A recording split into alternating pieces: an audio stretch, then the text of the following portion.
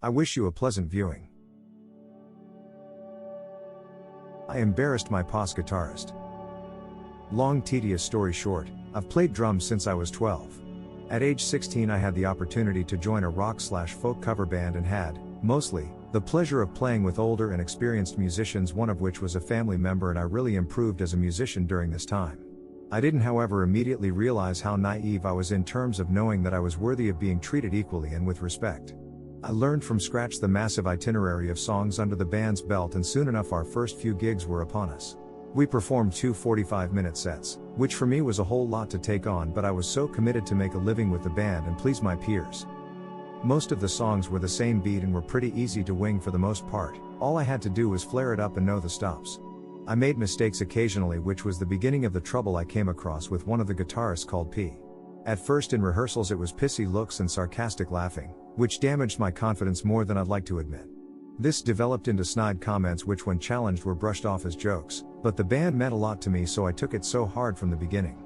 Until I realized that I was actually just trying my best, and in fact I was a decent musician although I was young and up and coming. I realized how deeply malicious and demeaning this guy was, and that he probably just wanted me to quit. Now for the satisfaction. Our last gig is a small and buzzing pub in Scotland. The second set and I'm nailing it, but I'm starting to get tired, which affects my hand technique, resulting in my right hand playing the hi-hat starting to cramp, but I keep battering in.